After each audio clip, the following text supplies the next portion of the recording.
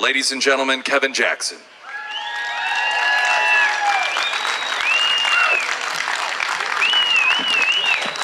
All right, St. Louis, Missouri. We're in an amazing time in America, and you folks should give yourselves a hand because we have changed politics. And I know it was difficult for you to get out here because if you were like me, I had to have somebody manage my algae farm. But thankfully, I had plenty of illegals willing to work it for me. Despite feeling that you're being pecked to death by 1,000 liberal chickens, I'd say the Tea Party is alive and well. What about you? You don't believe me, just ask Dick Lugar. So I want to thank you folks for having me here. When you were in school, you probably didn't understand instead of just reading about history, you'd be a part of history. And as liberals have found out, ignorance is not bliss. Ignorance of politics is what is getting us fleeced and robbed. But liberals woke us up, and it was a big mistake for them, and somebody should have warned them that careful is the naked man who climbs a barbed wire fence. So liberal politicians are mad. They're actually indignant. Mad at the worm for not wanting to go fishing. So how do we get to this madness? Black people. You're probably wondering, what are you talking about, dude? You won't hear anybody wondering how the Irish are going to vote this election, will you? So allow me to take you on a short history lesson. This fascination with black people dates back from the beginning of our country. Black people had the unique distinction of being written specifically into the founding documents. And though the word itself is never used, slavery is seen in key provisions of the U.S. Constitution, the first of which is the Enumeration Clause, Article 1, Section 2, known as the Three-Fifths Compromise. Slavery next appears in Article 1, Section 9, which forbids Congress from prohibiting the importation of African persons prior to the year of 1808, a date that represents a compromise of 20 years. So here's the deal. January 1st of 1808 was the date that the Founding Fathers set that would end slavery forever in this country.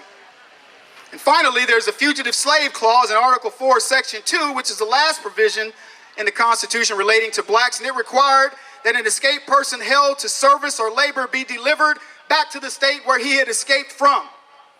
As my friend Herman Cain would agree, this clause is one of the few parts of the Constitution that Democrats still want to see enforced. Some of you will get these on the way home.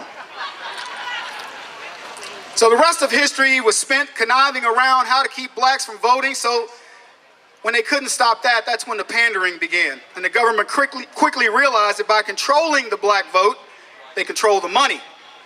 They played on emotion, specifically guilt, and that's why we have an unqualified guy running the show. Obama wants to convince us that producers, that two can live as cheaply as one. And this is true if one doesn't eat. So 16 million people, more people rather, are getting food stamps. We have a national debt higher than the productivity of every man, woman, and child in this country, and liberals are mad at you patriots for wanting accountability. But it doesn't matter what political ideology you are. If you have a pulse, you have to be concerned about government spending that has resulted in outrageous taxes, and that makes you a fiscal conservative. Can I get a 999? So under Obama, the government's motto is the beatings will continue until the morale improves. So many of us haven't seen things this bad since we were kids. I know I haven't. Reminds me when I was growing up, we were so poor that when a light bulb would go out in my house, my grandfather who raised me would say, well, it's just going to have to stay that way for a while. So Obama has brought us back into the dark ages. Pardon the pun, white folks. But things are changing. And what a difference 4 years makes, right? Obama's in deep kimchi. He's been abandoned. His family took him on a road trip, and they stopped for gas, and they sent little Barry into the grocery store for chips and soda, and they squealed away in that bus and left him behind. Newsweek called him the first gay president. Let me tell you something, though. What the media does, what the media says, it doesn't matter.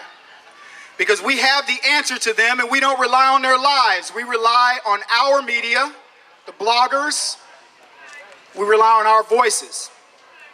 And I'll tell you something else. This election is not about Romney either. When Romney is president, he's going to work for us. So what have you done over the past 4 years to ensure that we, the people, have a voice in the political system and not just a seat at the table, but that we are at the head of the table? That's what we should be asking ourselves. So together we're going to create a world free of political correctness, where we won't entertain silly questions like why George Bush doesn't want his name on tax cuts. That's like refusing a rebate. Would Bush rather have his name on Bush tax hikes? So what if poor people are mad that American taxpayers are getting their money back? I say to them, pay your taxes and you too can get a rebate, you're freeloaders. Liberals will tell you that it's bad to profile. Profiling can and likely has saved your life. I don't go to Chinatown for soul food. If I have a question about guns, I ask my my Appalachian American friends. I won't cheat off an Asian in my French class, but I wouldn't dare cheat off a Mexican in my Spanish class either. Profiling is smart. I've already profiled you people, and I know who will invite me over for barbecue and who will take me fishing and hunting. And can I profile the housewives for a minute? They say you don't work. Those frauds that live in academia, they marry a rich guy, get nannies to take care of their miscreant kids, but you don't work. Well, I thank you, housewives, for raising the only sane children we have in this country. And I thank conservative men for being there for their families and understanding the value of a biblical woman. You men are the reason our conservative girls don't pole dance and our conservative boys wear their pants above the waistline.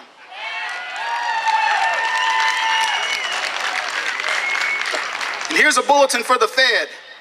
We are better at managing our money than they are. What's their strategy? They say that Obama is Reagan and we should be ashamed of Romney. I don't have to agree with Romney on everything, but I certainly will not be mad at him for his success. What kind of nonsense is that? They can't match our strategy because we're bound together by core values of God, family, and country, and that's a strategy that is unbeatable. I'm proud to be partnered with all of you in this battle for freedom and the freedom for our children and our grandchildren. And I know the impact that we're having on politics, and I know why we do what we do. And I hope that you'll spread the word on my organization and the organization of the many great patriots that have spoke here today. Follow us on Facebook and Twitter. And while your money's still good, invest in our message.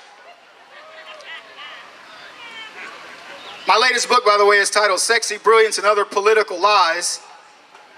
And I titled it that because Michael Eric Dyson said Obama brought sexy brilliance to the White House, and I just knew he must have a pet hamster or something.